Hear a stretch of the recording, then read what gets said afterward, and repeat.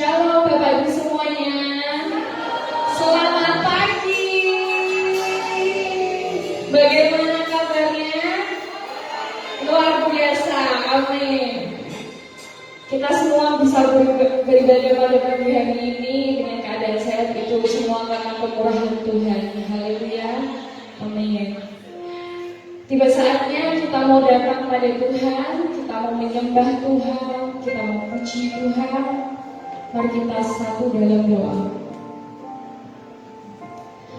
Tuhan, pagi hari ini kami mau datang padamu. Kami mau bawa pujian syukur kami Tuhan. Kami mau rendahkan hati kami Tuhan. Dan kami mau meninggikan nama-Mu Yesus. Puji dan penyembahan kami kiranya menyenangkan hati-Mu Tuhan. Dan kami dapat semakin diberikan kekuatan baru melalui pujian-pujian kami. Terima kasih Tuhan yang siap untuk menyembah nama Tuhan. Kita katakan amin. Segala pujian hanya bagi-Mu Yesus. Segala hormat hanya bagi-Mu Tuhan.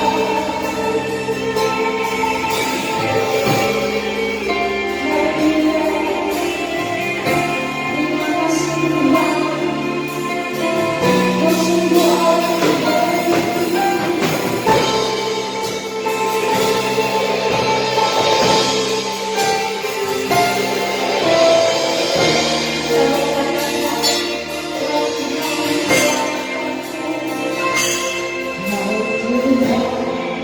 Yesus, Kau Tuhan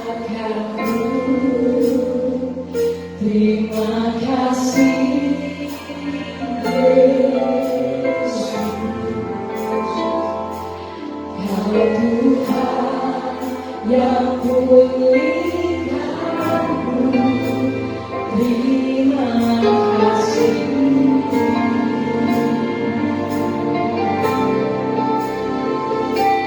Kau Tuhan yang sembuhkanku.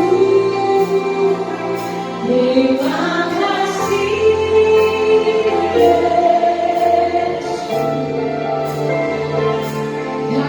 Kau Tuhan memberkatiku.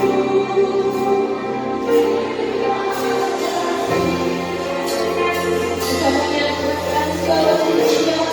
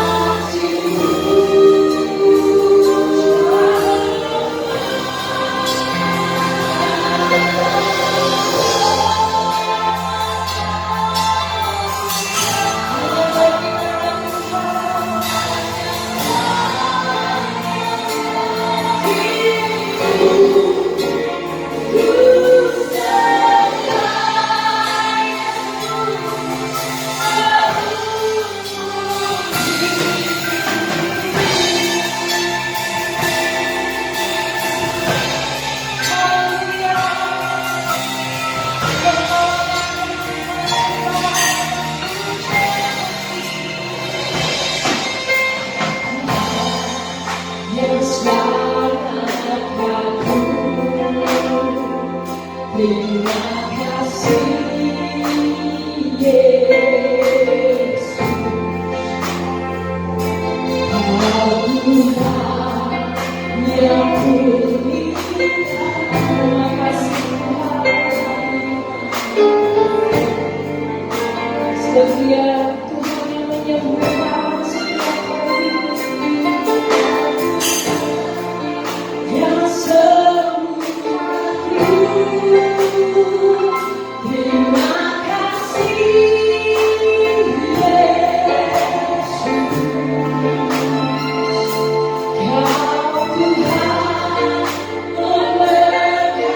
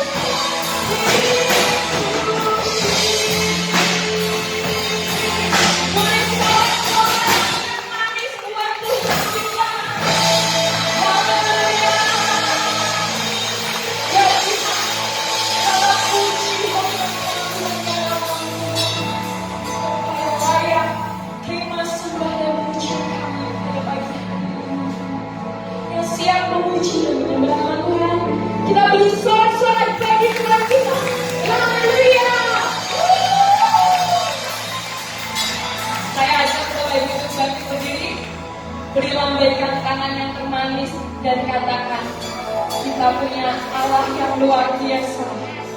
Haleluya. Saya mau melihat tanda baru yang sukacita pada pagi hari ini, yang siap menerima penuaian dari Tuhan.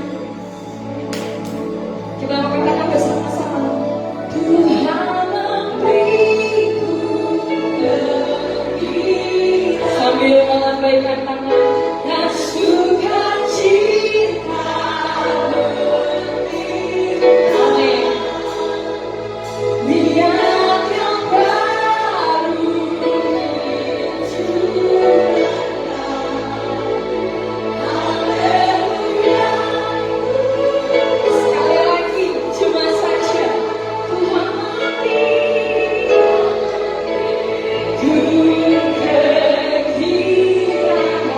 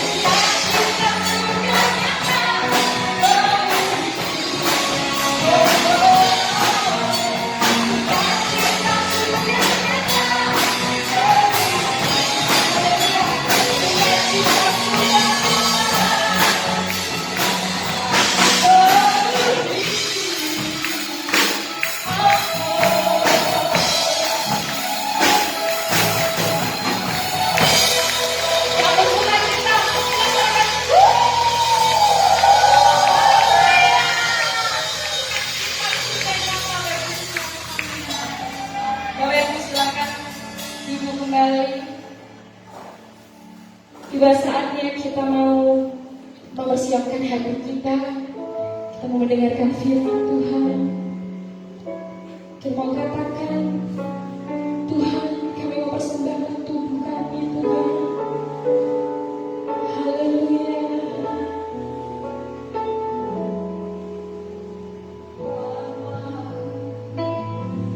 Ku persembahkan tubuh sebagai persembahan yang hidup, kudus, dan yang berkenan padamu, sebagai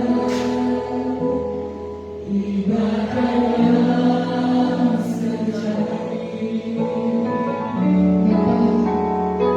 Ku persembahkan tubuhku, Tuhan.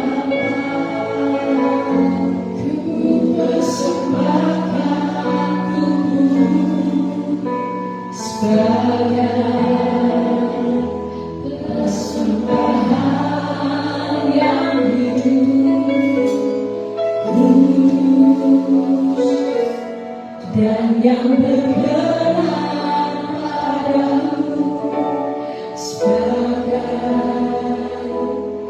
ibadah yang sejati.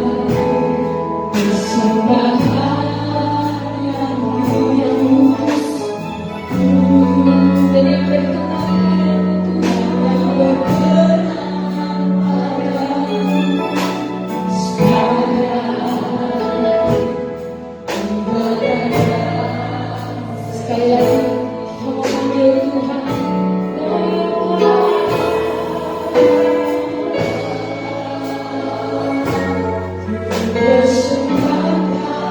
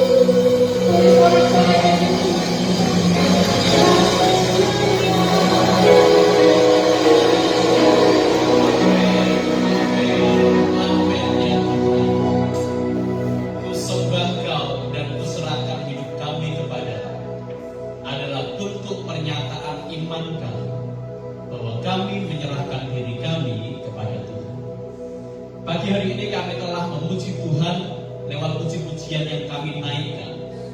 Dan tiba saatnya ya Tuhan kami duduk diam mendengarkan firman-Mu. Firman-Mu yang adalah kebenaran itu biarlah mengoreksi diri dan hidup kami. Sehingga pada akhirnya Tuhan, kami disembuhkan, kami dipulihkan oleh firman Tuhan. Hingga kami menjadi sempurna seperti Engkau, Yesus. Saat ini kami menyerahkan Tuhan. Hamba-Mu yang sederhana ini pakailah menjadi alat bagi hormat kemuliaan Tuhan. Dan biarlah semua yang keluar dari kata-kata mulut hamba-Mu berasal daripada Tuhan saja. Tuhan yang ditinggikan dan Tuhan yang dipermuliakan di pemberitaan firman Tuhan pagi hari ini. Kami siap ya Tuhan belajar kebenaran firman Tuhan. Di dalam nama Tuhan Yesus kami berdoa. Haleluya. Amin. Silakan duduk Bapak Ibu Saudara dikasih Tuhan. Shalom. Bagaimana kabarnya? Baik, luar biasa di dalam Tuhan. Senang sekali Bapak Ibu bertemu kembali kita di ibadah kali ini, dan saat ini kita akan membuka firman Tuhan bersama-sama di 1 Samuel pasal yang ketiga ayat 1b. Jadi ini hanya satu kalimat begitu ya. 1 Samuel pasal yang ketiga ayat 1b, Bapak Ibu, dimulai dari kata pada ya. Kita akan membacakan satu kalimat ini bersama-sama. 1 Samuel 3 ayat 1b.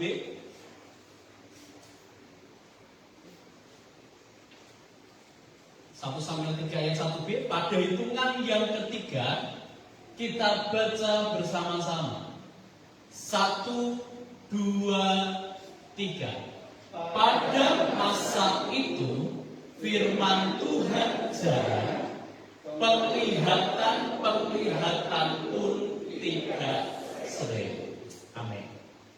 Saudara yang dikasih Tuhan, judul renungan kita pagi hari ini kita akan membahas satu tema yang sangat luar biasa. Ketika firman Tuhan jarang. Saudara yang dikasih Tuhan, di Indonesia ada sebuah lembaga survei. Lembaga survei ini Bapak Ibu, lembaga survei Kristiani, yang kemudian hasil surveinya begitu mengejutkan banyak orang. Dan lembaga survei ini adalah Bilangan Research Center. Jadi dia mensurvei, mereka melakukan survei terhadap orang Kristen dan juga terhadap pandemi COVID-19. Dan beberapa hasil surveinya Bapak Ibu adalah begini. Yang pertama, ngomong begini, dan survei ini dilaksanakan Januari sampai Februari 2021. Jadi ini survei 2 bulan yang melibatkan 1.137 orang di 33 provinsi. Jadi pengambilan sampelnya bisa dibilang mewakili semua orang Kristen yang ada di Indonesia. Dan hasil surveinya adalah begini Bapak Ibu. Survei yang pertama ngomong begini. 1 dari 5 orang jarang atau bahkan tidak pernah merasa haus akan Tuhan dalam 1 bulan terakhir. Atau bisa katakan lain Bapak Ibu, 20% orang Kristen di Indonesia mereka merasa bahwa aku tidak haus akan Tuhan. Kalau kita survei ini dilakukan di Jemaat Ketilang, kalau kita buatlah Jemaat Ketilang aktif 100 orang, 20 orang jemaat GKB Bahtera Hayat tidak merasa haus akan Tuhan di tengah-tengah pandemi. Wow, Bapak Ibu, ini luar biasa. Jadi 20% Kekristenan di Indonesia merasa bahwa aku tidak haus akan Tuhan. Kita lihat hasil survei yang lain. Kemudian Bapak Ibu, 1 dari 4 orang Kristen Kristen di Indonesia atau 25% terkadang bahkan sering membaca Alkitab hanya karena terpaksa. Seperempatnya merasa bahwa aku tidak butuh renungan pagi. Seperempat orang Kristen merasa bahwa aku tidak butuh membaca Alkitab. Bahkan Bapak Ibu membacanya pun karena terpaksa. Jadi yang anak-anak, pemuda atau remaja dipaksa oleh orang tuanya. Atau yang orang dewasa dipaksa gara-gara harus ikut sekolah ibadah minggu. Dan ini Bapak Ibu, ini mencengangkan. Karena apa? Karena Alkitab sudah tidak menjadi kebutuhan utama dari kehidupan orang di masa pandemi. Padahal pikir kita adalah kalau masa pandemi harusnya lebih banyak cari Tuhan ya.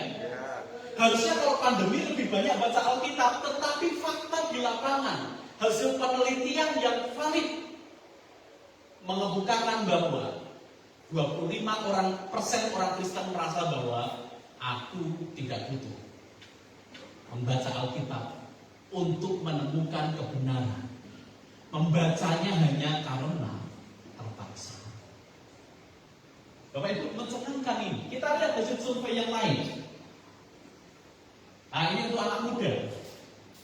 16,8% anak muda Kristen Indonesia tidak pernah berdoa secara pribadi atau saat teduh dalam 1 bulan terakhir.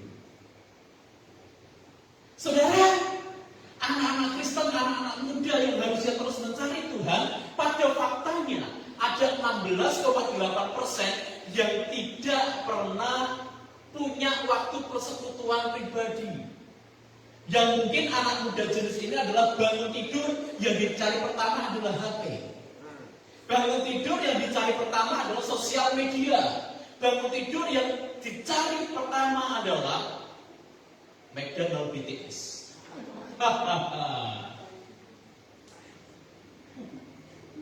Bangun tidur mana ini McDonald BTS ini? Aku jangan sampai kelewatan ini. Kalau kelewatan firman Tuhan, enggak apa-apa. Wih, mencengangkan Bapak Ibu. Kemudian hasil survei yang lain, 2 dari 7 atau 29%, kita belajar 30%, hampir sepertiga orang Kristen Indonesia itu tidak ingat kapan terakhir kali firman Tuhan mengubah hidupnya, bahkan sebagian di antaranya merasa tidak pernah.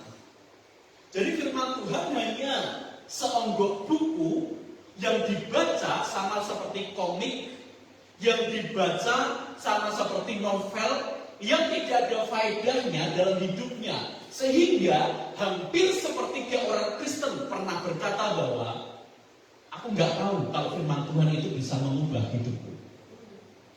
Ini hasil survei Bapak Ibu, dan ini yang terjadi di lapangan. Bahkan ada orang yang melayani hanya sekedar melayani saja. Melayani hanya sekedar ingin show, tampil di depan, tetapi tidak membiarkan firman Tuhan mengubah hidupnya. Bahkan ada Bapak Ibu, di gereja-gereja itu pemain musiknya habis main musik itu, dan ketika firman Tuhan mereka pergi ke seberang, pergi ke rumah makan untuk makan dulu. Mas, aku belum sarapan, tak sarapan saya. Pas firman Tuhan itu waktu untuk sarapan. Tapi mereka lakukan sarapan jasmani. Padahal harusnya ini menjadi event sarapan rohani. Jadi Bapak Ibu, ada sepertiga orang Kristen yang tidak pernah tahu kapan firman Tuhan itu mengubah hidupnya. Jadi miris ini surveinya. Dan Bapak Ibu, 2 dari 3 orang Kristen atau 67% merasa ada banyak pemikiran atau sistem di sekitarnya yang tidak sesuai firman Tuhan, tetapi tidak tahu bagaimana dapat memulai untuk merubahnya. Jadi ada Bapak Ibu, hampir 70 orang Kristen tahu bahwa yang dilakukan dia itu dosa loh, gak sesuai firman Tuhan, tapi tidak berani mengkoreksi. Ada ada yang tahu bahwa suami atau istrinya salah menurut firman Tuhan, tetapi tidak tahu bagaimana caranya membetulkan. Dan ini Bapak Ibu, angka yang menurut saya berbahaya. Padahal kalau kita tahu yang namanya Alkitab itu adalah pondasi dasar kekristenan. Amin. Saudara, Alkitab itu pondasi. Kalau pondasinya rapuh seperti yang digambarkan oleh survei ini, kekristenan hanya menjadi kekristenan yang agamawi, yang tidak merubah hidup. Saudara, apakah ada di antara kita yang merasa bahwa di masa pandemi ini kita menjadi orang-orang yang seperti ini, yang firman Tuhan itu jarang dalam kehidupan kita, yang firman Tuhan itu tidak ada dalam kehidupan kita? Bahkan Bapak Ibu, kita fokus kepada hal yang lain, kita fokus pada pekerjaan, kita fokus pada pendidikan, tetapi lupa untuk memfokuskan diri pada firman Tuhan. Dan ini kalau terjadi Bapak Ibu, gereja sedang menuju ke arah kehancuran. Karena apa? Sebuah gereja, kalau firman Tuhan itu tidak dijadikan tonggak utama sebagai fondasi, percayalah, suatu saat gereja itu akan hancur. Bahkan sekarang ini banyak sekali pengkhotbah yang mengkhotbahkan bukan firman Tuhan, tapi mengkhotbahkan motivasi, mengkhotbahkan ajaran-ajaran lain yang bukan firman Tuhan, yang terkadang ini mudah diikuti oleh kita semua yang punya handphone. Dan ini akan menjadi berbahaya kalau saudara tidak akrab dengan firman Tuhan. Saya tanya dulu, untuk akrab dengan firman Tuhan saya ingin ngetes dulu. Jumlah Alkitab kita keseluruhan berapa Bapak Ibu?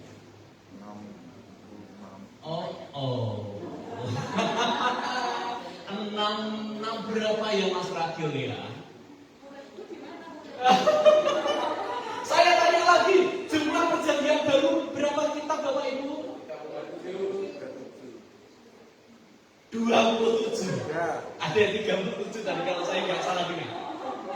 Jumlah Alkitab perjanjian lama berapa Bapak Ibu? 39. Jumlah grup BTS berapa kemudian? Wah, tahu orangnya. Tapi kalau jumlah Alkitab benar-benar nggak tahu Mas Ragil, itu di luar kendaliku. Saudara, ini berbahaya. Dan kalau Bapak Ibu kita baca tadi 1 Samuel 3 ayat 1b, bahwa firman Tuhan itu jarang, sepertinya sedang terjadi di era atau di abad COVID ini. Tadi kita membaca bersama-sama ya Bapak Ibu, pada waktu itu firman Tuhan itu jarang. Dan sepertinya jaraknya bukan waktu itu saja, sekarang pun firman Tuhan itu jadi jarang. Anak-anak lebih fokus pada yang lain, bukan firman Tuhan. Kita semua fokus kepada yang lain, bukan firman Tuhan. Padahal Bapak Ibu, kalau mengabaikan firman Tuhan sebagai bagian utama dalam kehidupan kita sebagai orang Kristen, ada efek yang sangat berbahaya, yang saya sebagai hamba Tuhan perlu mengingatkan sekarang, supaya kita tidak jatuh di dalam hal-hal yang tidak baik. Saudara, 1 Samuel 3 ayat 1b merupakan gambaran dari kitab Samuel permulaan, di mana memang firman Tuhan itu jarang. Dan ketika firman Tuhan itu jarang, ada 4 efek berbahaya yang harus kita perhatikan. Efek yang pertama Bapak Ibu, pada waktu firman Tuhan jarang, kita akan menjadi orang-orang yang tidak peka terhadap orang lain. Seseorang yang hidupnya tidak diisi dengan firman Tuhan, seseorang yang dalam hidupnya jarang berisi firman Tuhan, orang tersebut akan menjadi orang yang acuh tak acuh, orang tersebut akan menjadi orang yang tidak peka, orang tersebut akan menjadi orang yang tidak mudah berempati kepada orang lain, dan yang difikirkan adalah dirinya sendiri. Bapak Ibu coba perhatikan ini. 1 Samuel pasal 1 ayat 13 sampai 14 berbunyi seperti ini. Sudah saya kasih di sini Bapak Ibu ya. Dan karena Hana berkata-kata dalam hatinya dan hanya bibirnya saja yang bergerak-gerak. Jadi ceritanya Bapak Ibu ingat ya, Elkana punya istri Hana dan Penina. Si Penina ini dia punya anak, tapi si Hana ini mandul Bapak Ibu. Dan ketika si Hana ini mandul, Penina ini selalu nyakiti hatinya Hana. Apa bagi wong wedok kok mandul? Wong wedok mandul iki ora wong wedok. Gitu ya Bapak Ibu. Sehingga sakit hati Hana. Dan Hana kemudian datang ke rumah Tuhan dan dia berdoa Bapak Ibu kepada Tuhan untuk meminta anak. Nah Bapak Ibu, ini ada seorang imam namanya Imam Eli yang melihat kok ini enek wong wedok mulutnya kok makamit ya. Dan kesimpulan dari Imam Eli adalah, maka Eli menyangka perempuan itu mabuk. Lalu kata Eli kepadanya, berapa lagi engkau berlaku sebagai orang mabuk? Lepaskanlah dirimu daripada mabuk. Bapak Ibu, Eli ini hamba Tuhan. Eli ini pendeta. Eli ini bisa dibilang gembala sidang. Tetapi ada jemaat yang datang, jemaatnya ini komat kamit, jemaatnya ini nangis. Imam Eli merasa bahwa dia sedang mabuk. Saudara, sekelas imam, ketika ada firman Tuhan jarang dalam kehidupannya, imam sekalipun, hamba Tuhan sekalipun, yang firman Tuhan itu jarang, membuat seseorang menjadi orang yang tidak peka terhadap sekelilingnya.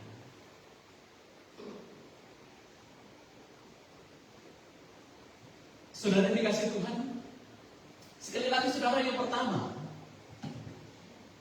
orang-orang yang tidak dekat dengan firman, orang-orang yang hidupnya jarang bergaul dengan firman, orang-orang yang jarang membaca Alkitab dan merenungkannya, mereka akan menjadi orang-orang yang tidak peka. Mereka hanya menjadi orang-orang yang mencari keuntungan bagi dirinya sendiri. Mereka hanya ingin mencari sebanyak-banyaknya kepuasan bagi dirinya dan tidak peka terhadap orang lain. Padahal saudara, harusnya Imam Eli sebagai hamba Tuhan harusnya peka dong. Ada ini jemaat yang nangis-nangis. Ada ini jemaat yang sampai meminta kepada Tuhan, Tuhan tolong berikan aku anak. Kok malah Bapak Ibu dibilang bahwa kenapa kamu mabuk? Saudara yang dikasih Tuhan, mari cek hati dan hidup kita. Kalau dalam sehari saudara tidak membaca Alkitab, yang terjadi adalah saudara akan menjadi orang yang acuh tak acuh terhadap sekitar. Gak peka terhadap istrinya, gak peka terhadap anaknya, dan hanya mencari kesenangan bagi diri sendiri. Tapi Bapak Ibu, berbeda kalau kita menjadi orang-orang yang peka terhadap firman. Kita menjadi orang-orang yang peka terhadap kebenaran berita firman Tuhan. Kita akan menjadi orang-orang yang mudah berempati dan mudah sekali menjadi garam dan terang dunia. Amin. Saudara dipanggil untuk menjadi garam dan terang dunia. Saudara dipanggil untuk peduli terhadap sesama. Dan ini tidak bisa terjadi kalau firman Tuhan itu jarang ada dalam kehidupan saudara. Jadi saudara, efek negatif ketika firman Tuhan jarang adalah yang pertama, kita menjadi orang-orang yang tidak peka. Siapa di sini yang di rumahnya sering uring-uringan? Saya berani memastikan bahwa firman Tuhan jarang dalam hidupnya. Siapa di sini yang suka marah-marah? Saya memastikan bahwa firman Tuhan jarang dalam hidupnya. Mari Bapak Ibu, penting menjaga firman Tuhan itu tetap ada dalam kehidupan kita. Saudara, bukan bermaksud memuji, tetapi saya memiliki istri yang luar biasa, Mbak Ayu itu. Karena pendidikan terhadap Uriel saya rasa luar biasa, Bapak Ibu. Dan salah satu pendidikan yang diberikan adalah sebelum tidur, Uriel itu melakukan 3 ritual yang harus dilakukan oleh Uriel. Yang pertama adalah kami harus doa bersama, dan saya yang memimpin. Dan yang kedua, Uriel mau tidak mau dibacakan firman Tuhan oleh Mbak Ayu. Dan Bapak Ibu, Mbak Ayu baca dari Mazmur, Uriel mendengarkan Mazmur, pasal. Jadi satu kata per kata, walaupun mungkin Uriel masih terlalu kecil dan belum bisa membaca, tapi satu keuntungannya adalah lewat hal tersebut Uriel tambah kosakatanya. Tambah kosakata, walaupun kami belum bisa melihat bagaimana hasil dari pembacaan Alkitab ini, tetapi Uriel punya pembacaan Alkitab secara pribadi. Sejak ini, saudara, yuk mari kita baca Alkitab, karena Alkitab itu penting. Yang kedua, saudara, jadi Bapak Ibu yang akan kita pelajari ini, dari sesuatu yang buruk nanti akan semakin buruk ya efeknya kalau kita tidak firman Tuhan itu jarang dalam kehidupan kita. Yang kedua, ketika firman Tuhan jarang akan menimbulkan muncul kehidupan amoral. Saudara, ini sudah menjadi rumus yang pasti bahwa kalau firman Tuhan itu kaya dalam diri seseorang, pasti kehidupan moral orang tersebut baik. Berlaku sebaliknya, kalau firman Tuhan itu jarang bahkan tidak ada dalam kehidupan seseorang, maka kehidupan seseorang itu akan menjadi amoral, tidak bermoral, bahkan lebih dekat kepada dosa. Kalau yang tadi Imam Eli kita perhatikan anak-anaknya. 1 Samuel pasal yang kedua ayat 12 sampai yang ke-13 ngomong begini. Adapun anak-anak lelaki Eli adalah orang-orang dursila. Saudara, Imam Eli itu imam senior, anak-anaknya sudah menjadi imam junior. Jadi kalau bisa dibilang Imam Eli itu gembala sidang, anak-anaknya itu pendeta-pendeta Bapak Ibu. Tetapi apa kata Alkitab? Firman Tuhan jarang, walaupun pendeta-pendeta, kata Alkitab adalah orangnya dursila. Mereka tidak mengindahkan Tuhan ataupun hak batas para imam terhadap bangsa itu. Setiap kali seseorang mempersembahkan korban sembelihan, sementara daging itu dimasak, datanglah bujang imam, jadi pembantunya dari anak-anaknya, membawa garpu bergerigi di tangannya dan dicolokkan. Padahal itu milik Tuhan, tetapi diambil oleh mereka. Dan Bapak Ibu, yang lebih mirisnya di ayat 22, Eli telah sangat tua apabila didengarnya segala sesuatu yang dilakukan anak-anaknya terhadap semua orang Israel, dan bahwa mereka itu, anak-anak Imam Eli, tidur dengan perempuan-perempuan yang melayani di gereja. Bapak Ibu, hari Minggunya berkhotbah, hari Senin sampai Sabtu tidur dengan WL-nya. Wah, kemerosokan moral Bapak Ibu. Dan ini disebabkan karena apa? Ini disebabkan karena firman Tuhan jarang. Sekali lagi Bapak Ibu ya, 1 Samuel 3 ayat 1 merupakan gambaran dari keseluruhan awal. Jadi kalau kita tanya, Mas Fadil, kenapa kok anak-anak imam sekalipun mereka hidupnya seperti ini? Karena Bapak Ibu, firman Tuhan jarang dalam hidup mereka. Saudara yang dikasihi Tuhan, kalau kita menengok anak-anak kita yang tumbuh di masa-masa ini, betapa mirisnya. Karena apa Bapak Ibu? Kalau ditanya, apakah kamu masih perawan? Oh, masih, ditertawakan Bapak Ibu. Ah, kamu ini kuno. Apakah kamu masih perjaka? Masih. Ah, kamu ini orang kuno. Bapak Ibu, pergaulan begitu bebas.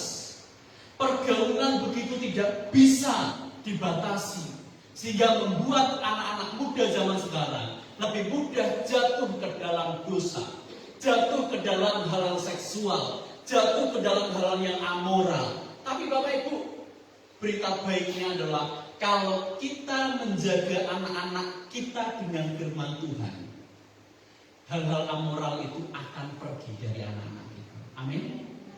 Jadi saudara sebagai orang tua punya tanggung jawab besar untuk memastikan bahwa anak-anakmu belajar firman Tuhan dengan tepat. Kalau mulai dari kecil dibiarkan tidak membaca Alkitab, remaja dibiarkan tidak membaca Alkitab, pemuda dibiarkan, Mas Rakel sudah dewasa, Mas Rakel. Ingatlah suatu saat Bapak Ibu akan menuai kekecewaan karena hidup anak-anak kita bisa menjadi hidup yang amoral. Saudara, satu yang perlu kita lakukan, jangan biarkan firman Tuhan itu jarang di dalam anak-anak kita. Karena apa? Efek yang kedua, bagi mereka yang jarang belajar Alkitab, bagi mereka yang tidak menggali ilmu dari Alkitab untuk merubah hidupnya, akan menjadi orang-orang yang asosial. Kami sebagai orang tua muda menjaga Uriel dan juga nanti adiknya supaya dekat terus Bapak Ibu dengan firman Tuhan. Di masa pandemi ini ada berbagai macam banyak halangan Bapak Ibu ya. Karena apa? Kalau tidak pandemi, enak, anak-anak ada sekolah minggu dan lain sebagainya. Tapi sekarang ini sekolah minggu juga dibatasi, begitu ya. Jadi kami sebagai orang tua harus memastikan bahwa ayo Uriel, kamu kenal Tuhan. Ayo Uriel, kamu tahu lagu-lagu rohani. Ayo Uriel, kamu harus mulai memperdengarkan Alkitab karena ini penting. Sekali kita melepaskan anak-anak kita untuk tidak disiplin rohani, suatu saat kita akan menuai hal yang bahaya dalam kehidupan anak-anak kita. Saudara, saya tidak tahu bagaimana kualitas pendidikan Imam Eli terhadap anak-anaknya, sehingga anak-anaknya melakukan dosa yang begitu luar biasa. Dan dosa ini disebabkan karena firman Tuhan jarang. Jadi yang pertama tadi, firman Tuhan jarang menyebabkan apa Bapak Ibu? Tidak peka terhadap orang lain. Yang kedua, menyebabkan hidup menjadi amoral. Yang ketiga Bapak Ibu, ketika firman Tuhan jarang, kita semua akan menjadi orang-orang yang tidak peka terhadap suara Tuhan. Saudara, kembali ke Imam Eli. 1 Samuel pasal yang ketiga ayat 3 sampai yang kelima berbunyi seperti ini. Lampu rumah Allah belum lagi padam, Samuel telah tidur di dalam bait suci Tuhan, tempat tabut Allah. Jadi Bapak Ibu, Samuel ini mungkin bisa saya bilang usianya 5-6 tahun begitu ya. Jadi belum tahu suara apa itu. Kemudian Bapak Ibu, lalu Tuhan memanggil Samuel, Samuel, dan ia menjawab, anak kecil ini menjawab, ya Bapak. Pikirnya Samuel yang manggil itu adalah Imam Eli. Jadi Bapak Ibu, ini anak kecil yang mungkin ya seperti Matthew lah. Matthew belum pernah tahu dengan suara Tuhan langsung dari langit gitu, belum ya Matthew ya, belum. Jadi ketika sampai dengan Samuel, oh ini pasti yang manggil Imam Eli. Kemudian Bapak Ibu, Samuel ini pergi pada Imam Eli serta katanya, Bapak, bukankah Bapak memanggil aku? Tapi Eli berkata, aku tidak memanggil. Tidurlah kembali. Lalu pergilah Samuel tidur. Bapak Ibu, Imam Eli ini ketika dapat laporan dari Samuel, Imam Eli, apa kau memanggil aku? Imam Eli sambil ngantuk, enggak, aku enggak panggil kamu. Wes balik tidur sana. Bapak Ibu, yang dengar suara Tuhan itu malah anak kecil, tapi Imam Eli. tidak mendengar, dan dia tidak peka rohaninya. Bapak Ibu, kejadian ini kalau Bapak Ibu baca seterusnya, diulangi sampai 3 kali. Yang kedua, si Samuel dengar lagi, dengar suara ya, datang pada Imam Eli. Imam Eli memanggil, Imam Eli ngomong, tidak, kamu pergi tidur lagi. Bapak Ibu, menjadi orang yang tidak peka terhadap suara Tuhan. Hingga pada yang ketiga, Imam Eli tahu bahwa yang memanggil itu adalah Tuhan. Dan dia ngajari Samuel, nanti kalau ada suara lagi kamu jawab saja, ya Tuhan, ini aku mendengar.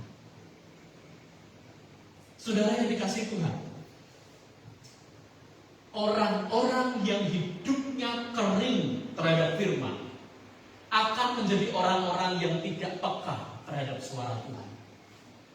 Ya, memang di zaman Samuel Tuhan ngomong secara langsung.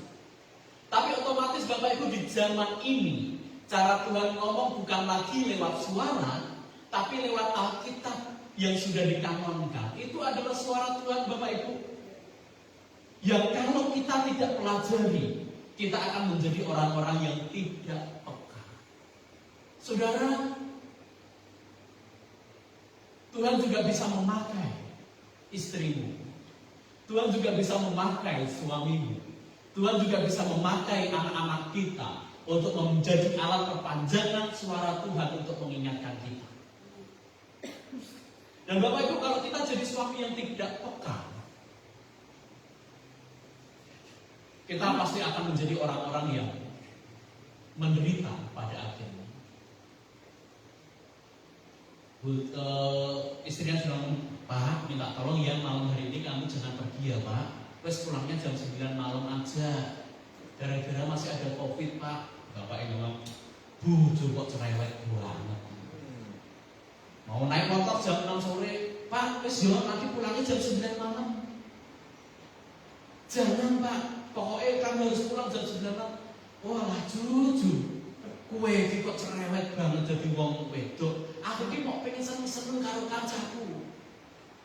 Ternyata Bapak Ibu pulangnya jam 1 malam. Ketika pulang jam 1 malam ternyata terjadi kecelakaan. Ini hanya contoh Bapak Ibu ya. Tuhan bisa memakai istri kita untuk mengingatkan kita. Dan disinilah butuh kepekaan. Dan bisa dipastikan bagi orang-orang yang jarang firman Tuhan ada dalam hidupnya akan menjadi orang-orang yang tidak peka terhadap suara Tuhan.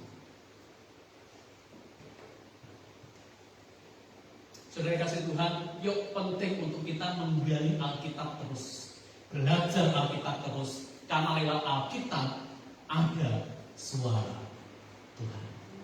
Tuhan bisa memakai orang-orang di sekeliling kita untuk menyuarakan isi hatinya pada kita. Ini tergantung kepekaan kita. Bagi orang-orang yang tidak peka, tidak membaca Alkitab, kita akan menjadi orang-orang yang bersusah hati tentunya. Dan Bapak Ibu yang terakhir, ketika firman Tuhan jarang, apa yang akan terjadi? Yang terjadi Bapak Ibu, akan muncul teologi yang kacau. Saudara, kalau firman Tuhan itu jarang dikumandangkan, kalau isi dari khotbah itu bukan firman Tuhan malah kata-kata motivasi, yang terjadi Bapak Ibu, jemaat akan menjadi jemaat yang kacau di dalam berteologi. Tapi Bapak Ibu, syukurlah, puji Tuhan, alhamdulillah gereja kita ini dan kami para hamba-hamba Tuhan sepakat terus mengabarkan berita firman, bukan berita yang lain. Dalam setiap minggunya kami selalu menyampaikan firman Tuhan yang betul-betul murni.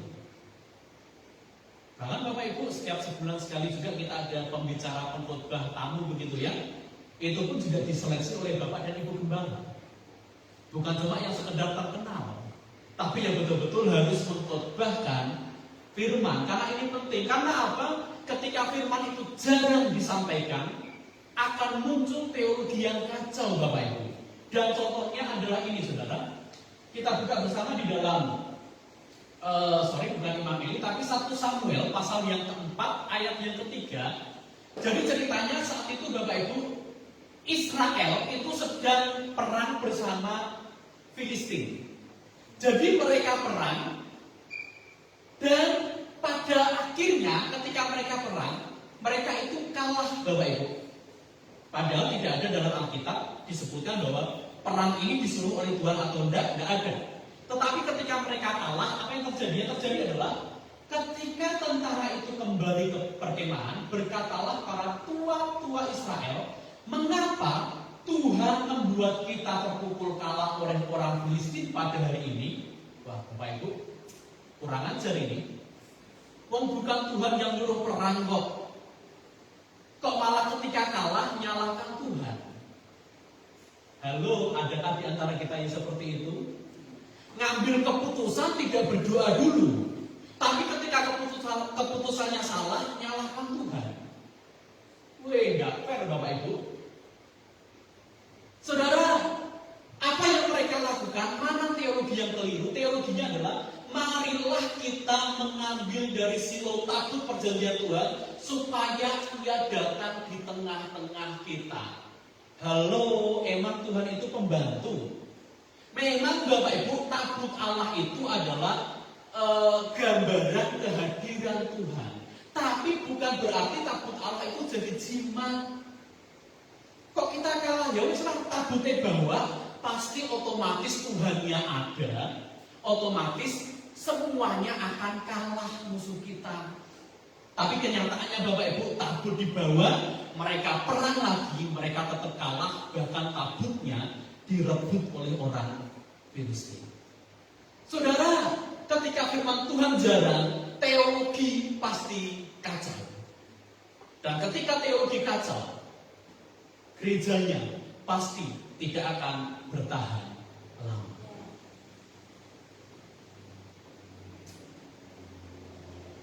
Bapak Ibu, akhir-akhir ini banyak sekali teologi yang kacau.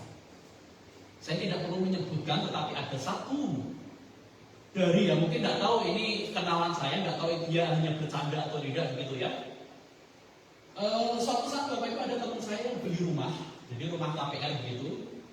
Dan tempat rumah di mana dia beli itu terkenal angker, Bapak Ibu. Wah, terkenal angker ya. Kemudian saya ngomong, piye wani ora tinggal ning omah kuwi. Saya lah ora tak tempati sik karena tempatnya masih angker gitu ya. Terus apa mbok apakno? Kemudian Bapak Ibu dia punya idenya adalah, kalau gitu aku bawa saja Alkitab, kan Alkitab firman Tuhan. Alkitab tak taruh saja ke rumahku yang baru itu. Nanti setannya pergi sendiri karena di rumah itu ada Alkitab. Jadi Bapak Ibu dia yakin bahwa kalau naruh Alkitab di situ, seminggu kemudian setannya pergi dan dia bisa masuk ke rumah itu dan tinggal di rumah itu. Saudara, teologinya kacau. Alkitab bukan jimat Bapak Ibu, yang kalau kita letakkan setannya pergi. Tidak begitu cara kerjanya. Alkitab itu kita baca, dan lewat kita baca itu iman kita tumbuh, dan iman yang tumbuh itulah yang bisa mengusir setan. Bukan Alkitabnya diletakkan dan kita masih takut dan berharap bahwa setannya pergi sendiri. Saudara, ini salah satu contoh teologi kacau yang saya dapatkan. Bapak Ibu, apakah kita punya teologi-teologi yang seperti itu? Terus kan bin anakku pinter merasa dibaca ke Alkitab kayak yang bawa bantal, nanti anakku tidur di situ, kan nanti nyerap itu otaknya. Bapak Ibu, cara kerjanya tidak demikian. Ini sama seperti bangsa Israel yang membawa tabut Allah dan mengharapkan mereka menang dengan tabut perjanjian itu. Padahal cara kerjanya tidak demikian. Yuk mari saudara, jangan biarkan di masa pandemi ini firman Tuhan jarang dalam kehidupan kita. Karena ketika firman Tuhan jarang, efeknya sangat berbahaya. Ada 4 efek: tidak peka terhadap orang lain, hidup menjadi amoral, tidak peka suara Tuhan, dan teologinya kacau. Mari Bapak Ibu jaga diri kita dengan terus-menerus mempelajari Alkitab. Karena Alkitab itu penting, Marilah hidup dekat selalu dengan firman Tuhan, sama seperti pengakuan Petrus berikut ini yang ditulis dalam Yohanes 6 ayat 66 sampai 68. Mulai dari waktu itu banyak murid-murid mengundurkan diri dan tidak mengikuti Yesus. Maka kata Yesus pada ke-12 muridnya, "We konra melu lunga wae ra apa-apa." Tuhan Yesus ngomong begitu Bapak Ibu. Dan kemudian murid-muridnya menjawab juga. Jawab Simon Petrus kepadanya, "Tuhan, kepada siapa kami dapat pergi? Perkataanmu adalah perkataan hidup kekal." Jadi Bapak Ibu, bagi orang Kristen kita tidak bisa hidup jauh dari Tuhan. Kita tidak bisa hidup jauh dari firman Tuhan. Karena lewat firman Tuhan, karena lewat pemahaman kita tentang firman, itu yang akan memberikan kelegaan dalam kehidupan kita. Mari saat ini hidup selalu dekat dengan firman, dan jangan biarkan firman Tuhan jauh. Harapan saya hasil survei yang tadi itu tidak terjadi di gereja ini. Gereja ini semuanya suka baca firman, semuanya suka merenungkan firman, hingga pada akhirnya kita memiliki kehidupan yang menyenangkan hati Tuhan.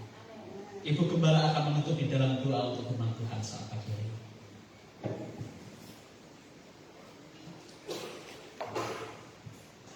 Sangat berterima kasih kepada Pak Rasul yang sudah menyampaikan firman ini untuk kita. Kita semua berkatinya, Bapak Ibu. Sebelum saya berdoa, saya teringat salah satu lagu sekolah minggu akan kita nyanyikan. Memang biasa dinyanyikannya di sekolah minggu, tapi bukan berarti ini lagu untuk anak-anak. Ya. Firman Tuhan ku dengar, ku tanam di hatiku. Ku ingin bertumbuh subur dan berbuah lebat. Yesus tolong padaku. Firman Tuhan ku dengar, ku tanam di hatiku, ku tanam di hatiku. Ku ingin bertumbuh subur, ku ingin bertumbuh subur dan berbuah lebat. Yesus tolong padaku, firman Tuhan ku dengar, firman Tuhan ku dengar. Ku tanam di hatiku, ku tanam di hatiku. Ku ingin bertumbuh subur, ingin bertumbuh subur dan berbuah lebat. Yesus tolong padaku, firman Tuhan ku dengar, firman Tuhan ku dengar. Tanam di hatiku, tanam di hatiku. Ingin bertumbuh subur, ku ingin bertumbuh subur dan berbuah lebat. Yesus tolong padaku. Saya cepet firman Tuhan ku beri. Firman Tuhan ku dengar. Tanam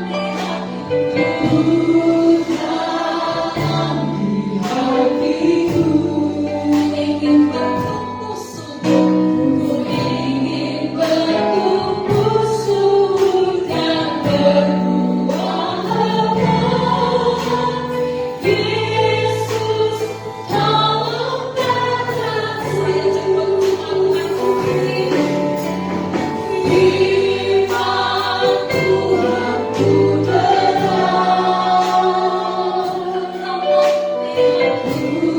tanam di hatiku. Ku ingin bertumbuh subur dan berbuah lebat. Yesus tolong padaku.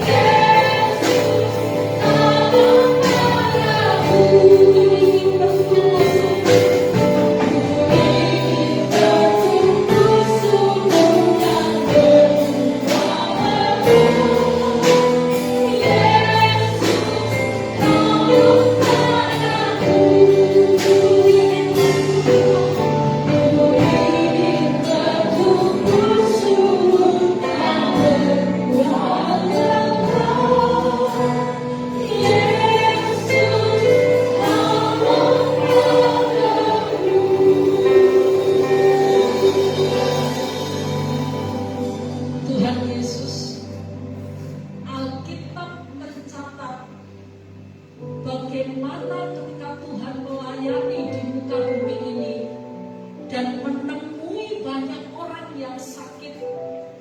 Di sana Engkau mengulurkan tanganmu yang penuh dengan kasih dan kuasa, dan Engkau menjamah mereka sehingga mereka menjadi sembuh. Kami yang hadir pagi hari ini adalah orang-orang yang secara jasmani kami punya organ tubuh yang lengkap. Tetapi mari lihat Tuhan, apakah ada dari kami yang hati kami, jiwa kami sedang sakit karena tidak pernah merindukan Tuhan. Pilihlah setiap kami. Jangan-jangan kamu adalah orang-orang yang merasa sehat-sehat saja, baik-baik saja, padahal kami tidak pernah lagi merindukan Tuhan dan firman-Mu dengan sungguh-sungguh. Jikalau ada di antara kami yang dalam kondisi seperti itu Tuhan, bahwa kami tidak lagi haus akan Tuhan dan firman-Mu, bahwa kami tidak lagi lapar akan Engkau dan firman-Mu, kami mohon pagi ini Tuhan, ulurkan tangan-Mu, jamah setiap hati kami, berkati setiap hati kami dengan roh yang haus, yang lapar kepada Tuhan, dan haus lapar akan kebenaran firman-Mu. Karena tidak ada yang bisa menjaga, melindungi kami dari hidup rohani yang baik, dari sikap perilaku yang memuliakan Tuhan, kalau hidup kami jauh dari firman Tuhan. Penuhkan kami dengan Roh Kudus-Mu, penuhkan kami dengan firman-Mu, supaya hidup kami, cara pikir kami, cara perkataan kami, kehendak kami makin serupa seperti Kristus yang kami sembah. Terima kasih banyak Tuhan untuk firman pagi hari ini. Kami ditegur dengan kasih oleh Tuhan. Kami ditegur dengan kelembutan dan cinta Tuhan. Dan kami mau Tuhan mengikuti teguran itu.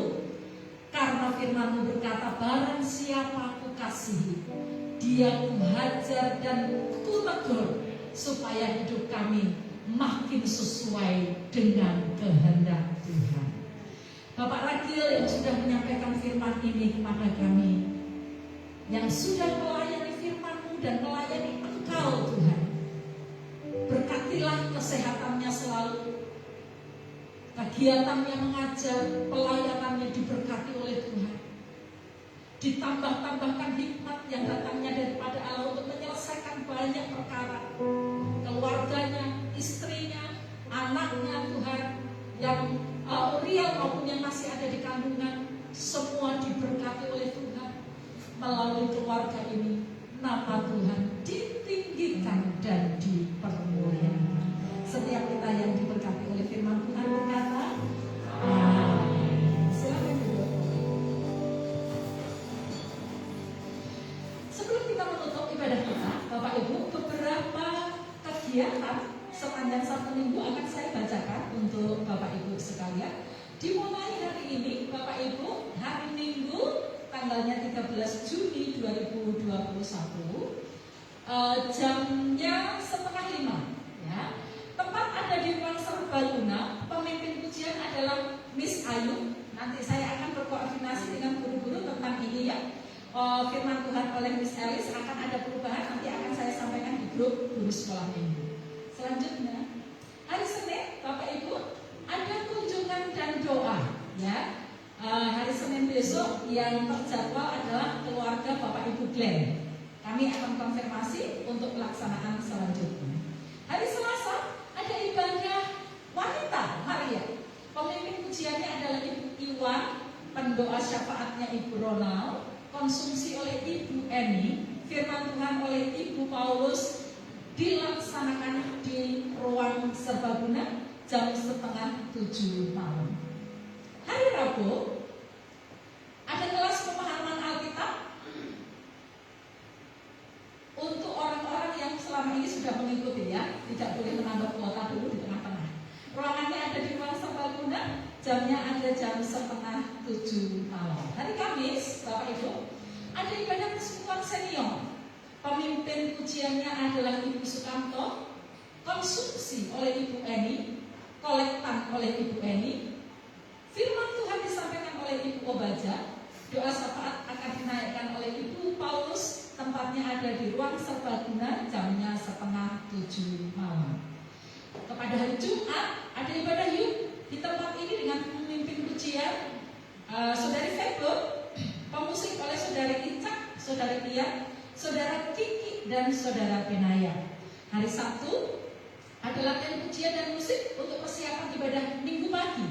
Dan minggu depan kita akan beribadah kembali Bapak Ibu di tempat ini jamnya 7:30 pagi. Pemimpin pujiannya adalah Saudara Febo, singers oleh Saudari Elsa dan Saudari Sandy, pemusik oleh Bapak Walensa, Bapak Danu, Saudara Ian dan Saudara Benaya, ases oleh Bapak Ibu Joko, dan LCD akan dilayani oleh Saudari Yesika.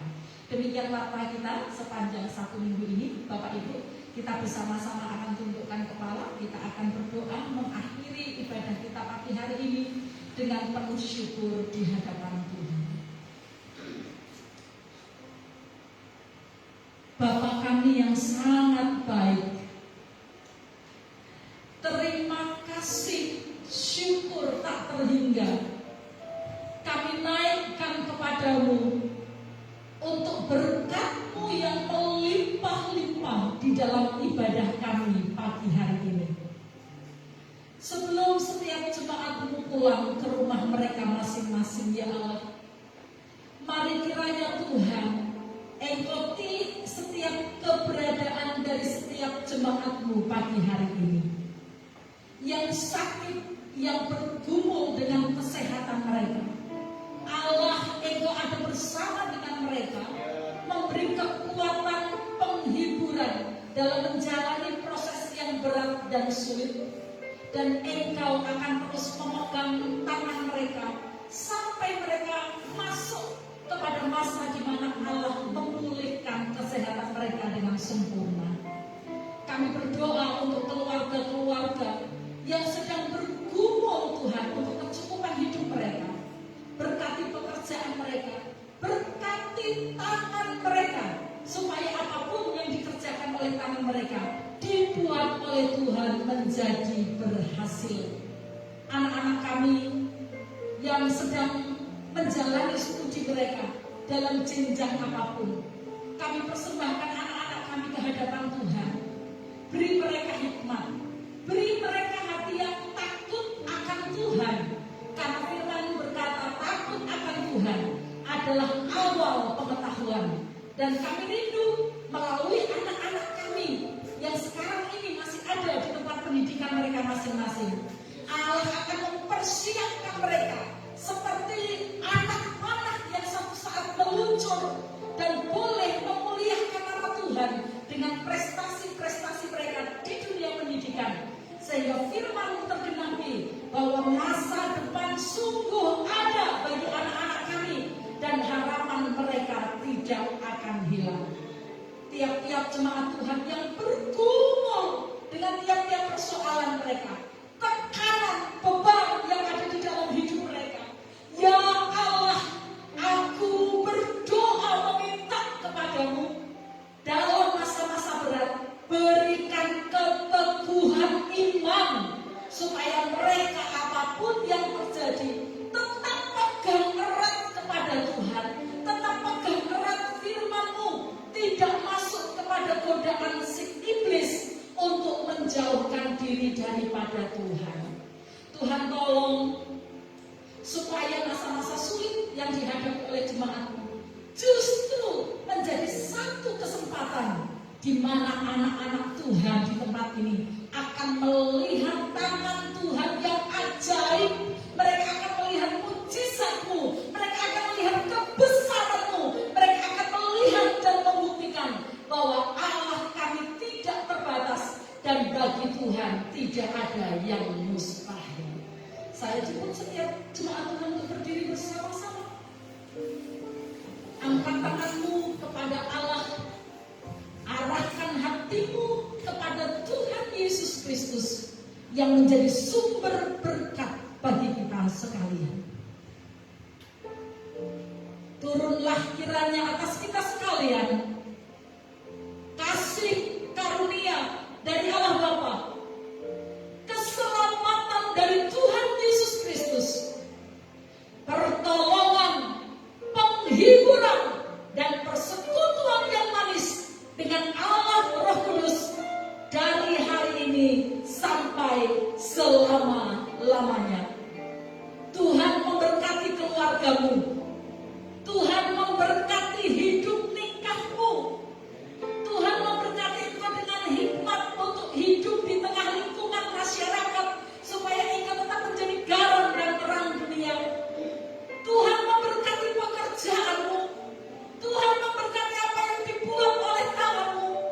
Tuhan memberkati anak-anakmu. Tuhan memberkati apa yang engkau makan, apa yang engkau minum, apa yang harus engkau bayarkan. Tuhan mencukupkannya bagi engkau sekalian.